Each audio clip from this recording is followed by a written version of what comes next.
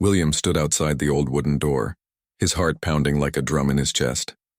The brass key felt cold and heavy in his trembling hand. He had been searching for this moment for 3 long years, ever since Kate had disappeared without a trace from their small town of Millbrook. The police had given up hope. His friends told him to move on. But William never stopped believing that somewhere, somehow Kate was still alive. The abandoned warehouse on the outskirts of town had always given him the creeps.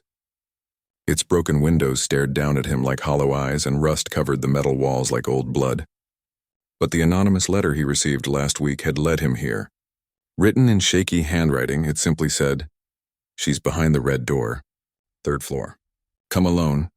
No signature, no return address, just hope wrapped in mystery. William had met Kate 5 years ago at the local coffee shop where she worked.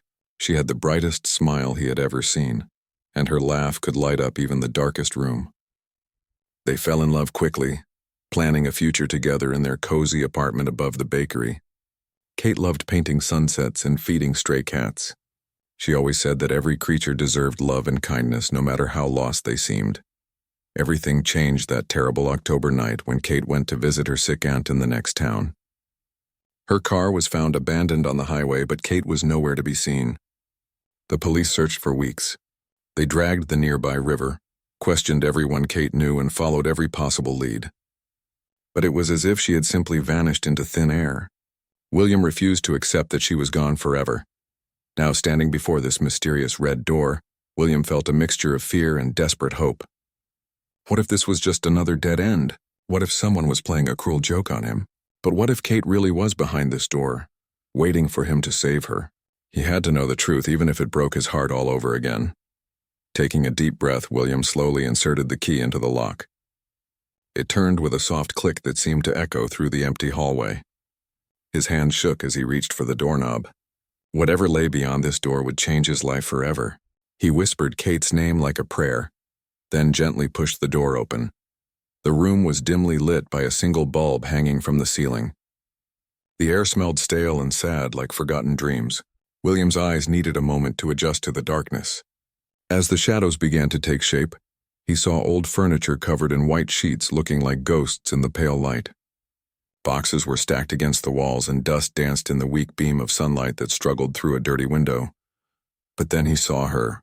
In the corner of the room, sitting on a small wooden chair, was a woman with long brown hair that had grown wild and untamed. She wore a faded blue dress that William recognized immediately. It was Kate's favorite dress, the one she had worn on their first date. But something was terribly wrong. The woman sat perfectly still, staring at nothing, her hands folded neatly in her lap like a broken doll. William's heart stopped.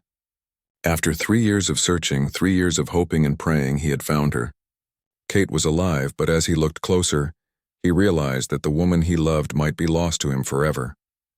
Her beautiful eyes, once full of life and laughter, now stared blankly ahead as if she was looking at a world only she could see. She didn't seem to notice that someone had entered the room. "Kate?" William whispered, his voice barely audible in the silence. The woman didn't move, didn't blink, didn't show any sign that she had heard him. William felt his world crashing down around him. He had found Kate, but the vibrant, loving woman he remembered seemed to be trapped somewhere deep inside this shell of a person. What had happened to her during these 3 long years? Who had taken her? And what had they done to the woman he loved more than life itself? William took a careful step into the room, his shoes making a soft sound on the dusty wooden floor. Kate didn't react to the noise. She continued staring straight ahead, her breathing so quiet that William had to watch her chest rise and fall to make sure she was really alive. The silence in the room was deafening, broken only by the distant sound of traffic from the highway below.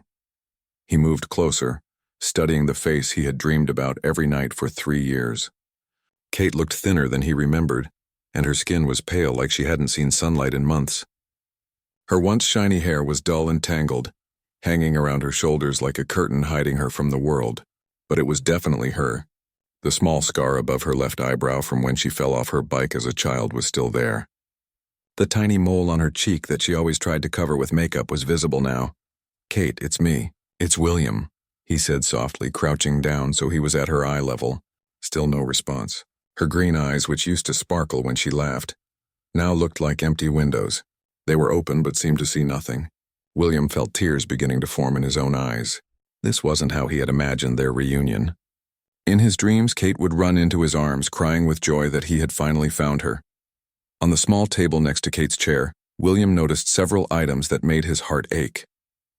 There was the silver bracelet he had given her for her birthday, the one with the tiny heart charm that had their initials engraved on it. Next to it lay her grandmother's wedding ring, the family heirloom Kate always wore on her right hand. A half-finished painting sat on an easel nearby, showing a beautiful sunset over a lake. But the colors had faded and the paint had dried long ago. William reached out slowly, gently touching Kate's hand. Her skin felt cold and she didn't pull away or squeeze his fingers like she used to. It was like touching a statue. "Kate, please look at me," he whispered, his voice cracking with emotion. "I've been searching for you every day. I never gave up hope. I knew you were out there somewhere." As William studied the room more carefully, he began to notice disturbing details. There were scratches on the walls as if someone had been clawing at them desperately. In one corner, he saw what looked like a makeshift bed with dirty blankets and a flat pillow.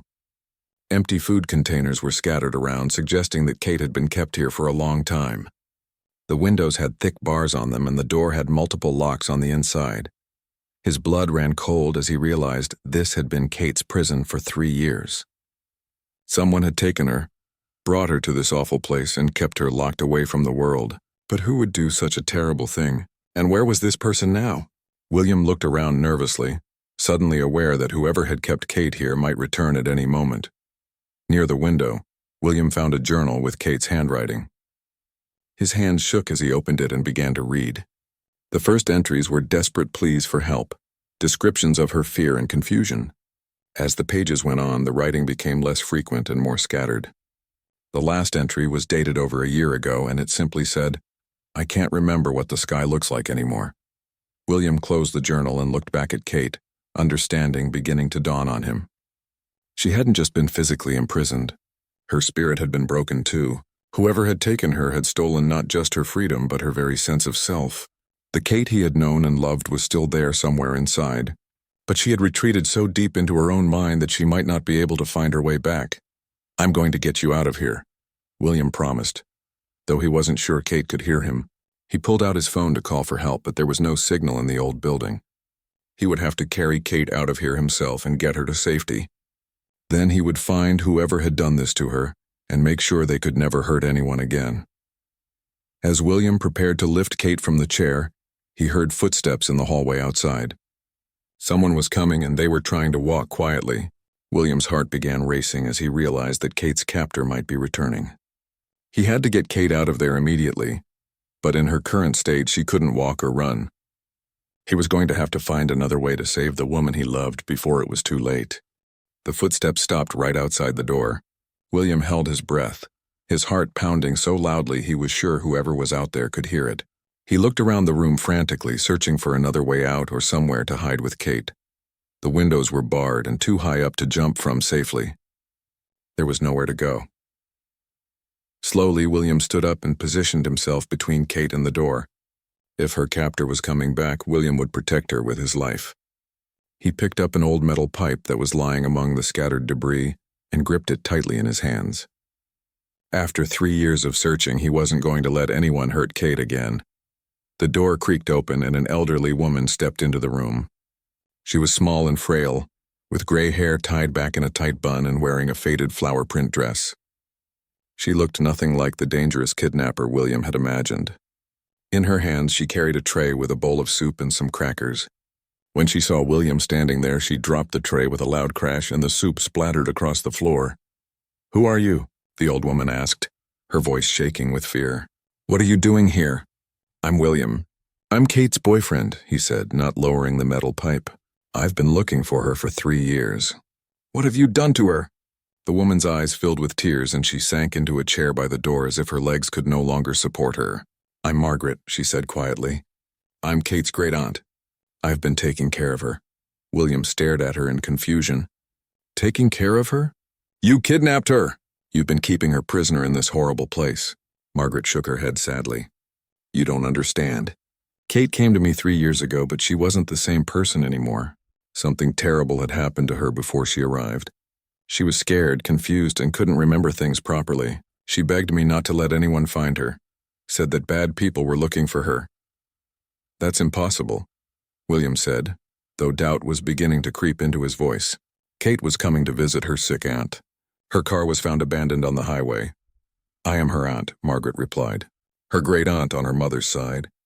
Kate drove to my house that night, but she wasn't alone. There were men following her, dangerous men who had hurt her terribly. She was bleeding and crying, begging me to hide her somewhere safe. She said they had taken her for weeks before she managed to escape, but they would never stop looking for her. William's mind reeled as he tried to process this information. But why didn't you call the police? Why didn't you tell anyone she was safe? Margaret's hands trembled as she spoke.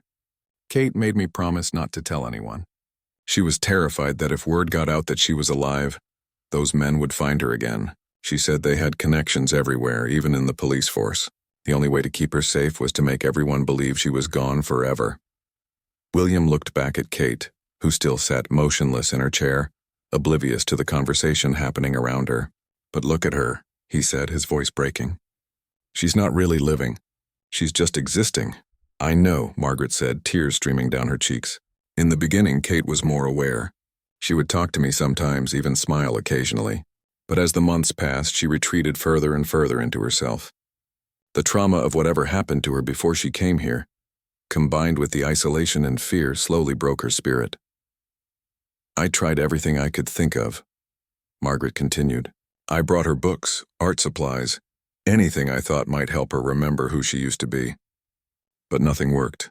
She just kept slipping away day by day until she became what you see now. William set down the metal pipe and ran his hands through his hair. The situation was far more complicated than he had imagined. Who were these men? What did they do to her? Margaret shuddered.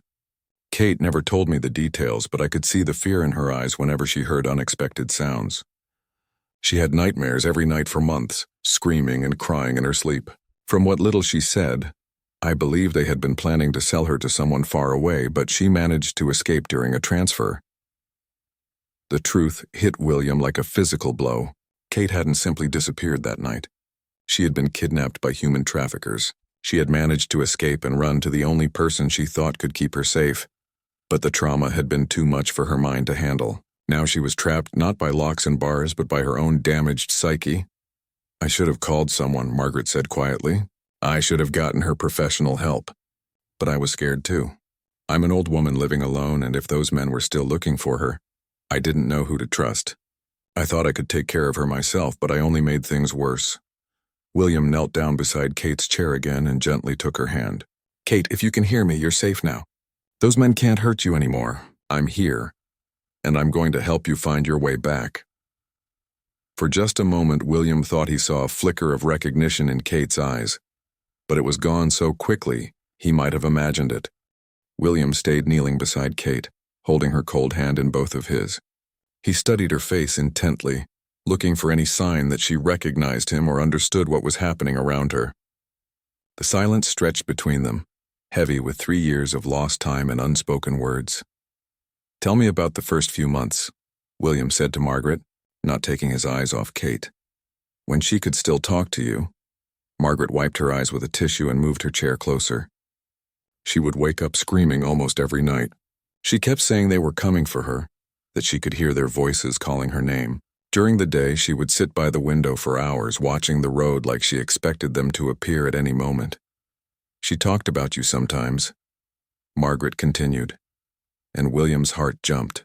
She would mention a man named William who made her feel safe. She said you had gentle hands and that you always smelled like the cinnamon rolls from the bakery where you worked. But then she would get scared and say that thinking about you put you in danger too. William remembered how Kate used to joke about the cinnamon smell that followed him home from work. She would bury her face in his shirt and say it was better than any expensive cologne. The memory made him smile despite the circumstances. She had remembered him, even in her darkest moments. Did she ever say anything specific about what happened to her? Any details that might help us find these men? Margaret shook her head slowly.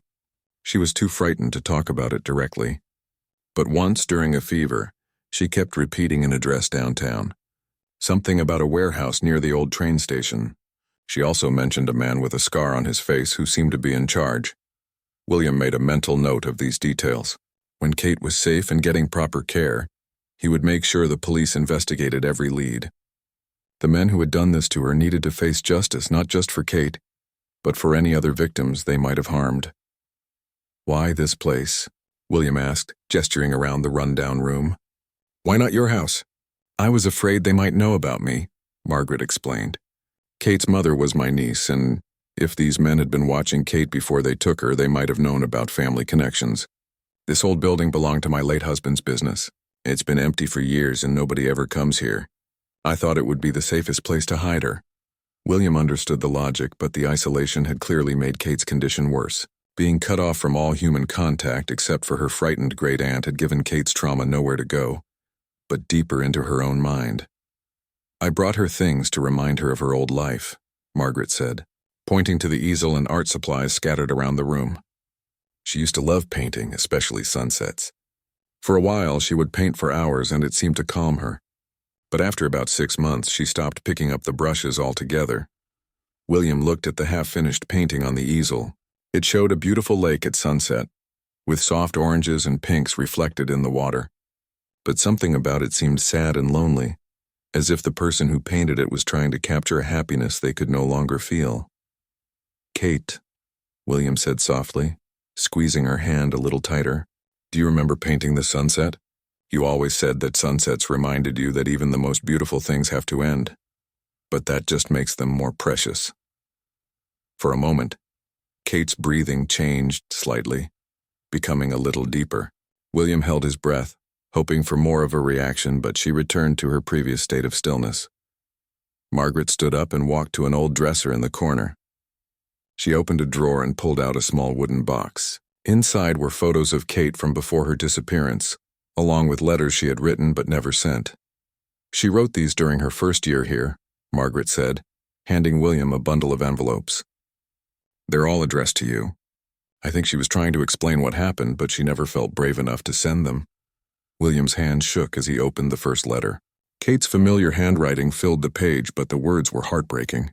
She wrote about the fear that consumed her every waking moment, about the nightmares that made sleep impossible, and about how much she missed their old life together. She explained that she was staying hidden to protect him, even though it was killing her to be apart from him. "She loves you," Margaret said quietly. "Even when she could barely speak anymore, your name was one of the last words she would whisper. I think part of her is still fighting to come back to you." William folded the letter carefully and looked at Kate with new determination. "We're going to get you out of here," he said firmly. "We're going to get you the help you need, and we're going to find a way to bring you back. I don't care how long it takes or what I have to do. I'm not losing you again." As if responding to the strength in his voice, Kate's head turned slightly toward him. It was the first movement she had made since he arrived. William's heart leaped with hope. Maybe somewhere deep inside, Kate was still fighting to find her way home to him. William carefully lifted Kate from the chair, surprised by how light she felt in his arms. She didn't resist or help, but she also didn't fight him. Her body was limp like a sleeping child being carried to bed. Margaret gathered Kate's few belongings, including the wooden box of letters and the painting supplies that might help her remember who she used to be. The journey to William's car felt like the longest walk of his life. Every step down the creaky stairs of the old building, every shadow in the hallway made him worry that Kate's captors might suddenly appear. But they made it safely to the parking lot where William's old blue truck waited in the evening light. Margaret climbed into the passenger seat while William gently placed Kate in the back, securing her with a seatbelt and wrapping a blanket around her shoulders. She stared straight ahead through the windshield, showing no awareness of the movement or change of scenery. "Where do we take her?" Margaret asked as William started the engine. "The hospital will have questions we can't answer without putting her in danger." William had already thought about this during the long walk down the stairs. "My sister Sarah is a nurse at the county medical center. She's always been good at keeping secrets, and she'll know the right doctors to trust. People who will focus on helping Kate instead of asking too many questions right away." The drive to the hospital took 20 minutes, but it felt like hours. William kept glancing in the rearview mirror, checking to make sure Kate was still breathing, still there. After 3 years of searching, he was afraid that if he looked away for too long, she might disappear again like a dream. Sarah was finishing her shift when William called her from the parking lot. She agreed to meet them at a side entrance where they could bring Kate inside without going through the busy emergency room. Sarah took one look at Kate and immediately understood the seriousness of the situation. "How long has she been like this?" Sarah asked as she helped settle Kate into a wheelchair. "At least a year, maybe longer," Margaret answered. "She used to respond sometimes, but she's been getting worse." Sarah nodded professionally, but William could see the concern in her eyes. She wheeled Kate into a quiet examination room and began checking her vital signs.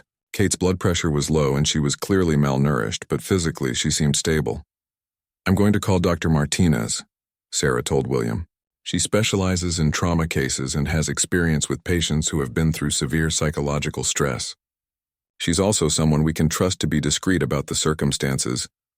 Dr. Martinez arrived within an hour, a kind-faced woman in her 50s with gentle hands and a calm voice.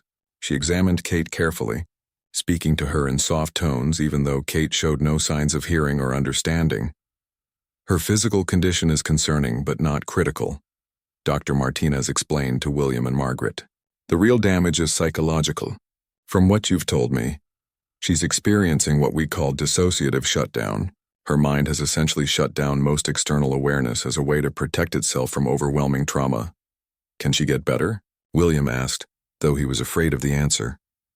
"Recovery is possible," Dr. Martinez said carefully, "but it will take time, patience, and specialized care. The human mind is remarkably resilient, but healing from this level of trauma doesn't happen quickly. Kate will need a safe, stable environment and probably months or even years of therapy." William nodded, willing to do whatever it took. "What's the first step?" "We'll admit her for observation and start some basic medical treatment to address her physical health. Then we'll begin very gentle therapy sessions designed to help her feel safe enough to start reconnecting with the world around her." Over the next few days, William barely left Kate's side. He read to her from books she used to love, played music they had enjoyed together, and talked to her about their shared memories. Sometimes he thought he saw tiny changes, a slight shift in her breathing when he mentioned their first date, or the way her fingers would twitch when he talked about the stray cats she used to feed. Margaret visited every day, bringing flowers and sitting quietly in the corner. She felt guilty about keeping Kate hidden for so long, but she also knew that her intentions had been good. She had genuinely thought she was protecting Kate, and in some ways she had. Kate was alive, and that was what mattered most. On the fourth day, something remarkable happened. William was telling Kate about how the bakery had expanded and hired 2 new employees when she suddenly turned her head and looked directly at him. For the first time in years, their eyes met, and William saw a flicker of recognition there. "Kate?" he whispered, afraid to speak too loudly and break the moment. Her lips moved slightly as if she was trying to speak, but no sound came out. Then slowly she lifted her hand and placed it over his. It was a small gesture, but it felt like a miracle to William. Kate was still in there, still fighting to find her way back to the world. Dr. Martinez was encouraged by this development but warned William not to expect too much too quickly. "This is a good sign," she said, "but recovery will still be a long process. She's taken the first step, but there are many more ahead." William didn't care how long it took. He had found Kate, and she had shown him that somewhere inside she was still the woman he loved. Whatever came next, they would face it together. After 3 years of searching, William finally had hope that he could help Kate find her way home. 6 months later, William sat in the garden behind the specialized care facility where Kate now lived. The spring air was warm and filled with the scent of blooming flowers that Kate had slowly begun to notice again. She sat beside him on a wooden bench, her hand resting in his, watching a small orange cat play among the daisies. The progress had been slow, but steady. Kate could now speak in short sentences and recognize the people who visited her regularly. She still had many dark days when the memories tried to surface, and sometimes she would retreat back into herself for hours at a time. But Dr. Martinez assured William that this was normal for someone healing from such severe trauma. "The cat looks hungry," Kate said quietly, her voice still fragile but growing stronger each day. These were the kinds of simple observations that showed William his Kate was still there, still caring about the creatures around her. "Would you like to feed him?" William asked, pulling a small bag of cat treats from his pocket. He had started carrying them everywhere after Kate mentioned missing the stray cats she used to care for. Kate nodded and slowly stood up, walking toward the cat with careful steps. Her movements were still hesitant, as if she wasn't quite sure the world was safe yet, but she was trying. The cat approached her without fear, and Kate smiled as she offered it a treat. It was a small smile, but it was real. Margaret had become a regular visitor, and the guilt she carried about keeping Kate hidden was slowly being replaced by gratitude that she had helped keep Kate alive during the darkest period of her life. She and William had worked together to give the police all the information they had about Kate's original captors. The investigation was ongoing, but several arrests had already been made. "I've been thinking about the future," Kate said as they walked back to the bench. Her therapist had encouraged her to start making small plans for tomorrow, then next week, as a way to rebuild her connection to the world. "What kind of future?" William asked, careful not to push too hard. "Maybe learning to paint again," Kate said, looking at her hands as if she was remembering how to hold a brush. "And maybe visiting the bakery sometime. If you think it would be okay." William's heart swelled with joy. Kate talking about the future, about returning to places that had once made her happy, was a huge step forward. "I think that would be wonderful," he said. "The new employees have heard so much about you. They're excited to meet you when you're ready." They sat in comfortable silence for a while, watching the clouds drift across the sky. Kate still had nightmares, and there were still days when she couldn't get out of bed because the fear was too strong. But there were also days like this when she could sit in the sunshine and talk about tomorrow. "William," Kate said suddenly, turning to look at him with eyes that were clearer than they had been in years. "Thank you for not giving up on me." "I never could," he replied, squeezing her hand gently. "I love you too much to ever stop looking." Kate leaned against his shoulder, and for the first time since he had found her in that terrible room, William felt like they were really together again. Not the way they used to be. That innocent happiness was gone forever, changed by everything they had been through. But they were building something new, something stronger because it had survived the worst that life could throw at them. Dr. Martinez had explained that Kate would always carry the scars of her trauma, that complete recovery might not be possible in the traditional sense. But recovery didn't have to mean going back to exactly who she was before. It could mean finding a new way to be happy, to feel safe, to love and be loved. As the sun began to set, painting the sky in the soft oranges and pinks that Kate had always loved, William helped her back to her room.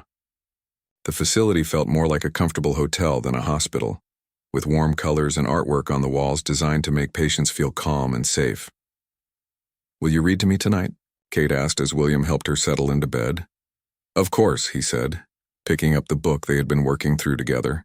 It was a collection of stories about people overcoming difficult challenges, chosen by Kate's therapist to help her remember that healing was possible. As William read, Kate's breathing became deeper and more relaxed. The nightmares still came sometimes, but they were less frequent now. And when they did come, Kate had learned techniques to ground herself, to remember that she was safe, that the past couldn't hurt her anymore. Before William left that night, Kate said something that made his heart sing with hope. "I think I'm ready to start planning what I want to do next year," she said. "Maybe we could talk about it tomorrow?" William kissed her forehead gently. "I'd love that," he said. "We have all the time in the world." As he walked to his car, William looked back at the window of Kate's room where a soft light glowed warmly. The journey back to each other had been longer and more difficult than either of them could have imagined. But they had made it. Kate was healing, day by day, finding her way back to the world and to the love they shared.